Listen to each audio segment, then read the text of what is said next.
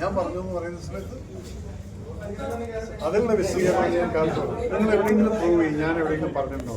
Sir, അതിലൊരു കാര്യം കൂടി വ്യക്തമാക്കണം. അതായത് സാർ രാവിലെ പറഞ്ഞ ബൈക്ക് ഒരു വ്യക്തിപരമായിട്ടാണ് ഇന്നിപ്പോൾ അതിൽ പറഞ്ഞ ശേഷം പോസ്റ്റ് ചെയ്തിട്ടുണ്ട്.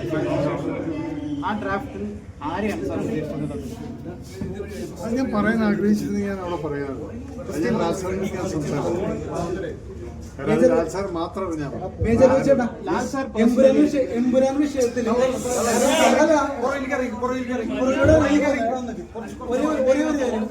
എമ്പുരാൻ വിഷയത്തില് മൗനം പാലിക്കാമായിരുന്നു എന്ന് തോന്നിയോ ഈ പറയുന്ന വിവാദങ്ങളൊക്കെ നടക്കുമ്പോ? ഒരിക്കലും തോന്നിയിട്ടില്ല. എന്തുകൊണ്ടാണ് ആ ഒരു അനവസരത്തിൽ അങ്ങനെ ഒരു പ്രതികരണം തോന്നിയോ? അത് അനവസരം എവിടെയാണെന്നുള്ളതാണ്. മല്ലിക ചേച്ചിയൊക്കെ വളരെ ഇമോഷണൽ ആയിട്ടാണ് പ്രതികരണം അറിയിച്ചത്. കാരണം അത്രത്തോളം സ്നേഹം ഉണ്ടായിരുന്നു. പക്ഷെ ആ സ്നേഹത്തിന് ഒരു വാല്യൂ കൊടുക്കാമായിരുന്നു എന്ന് തോന്നിയോ?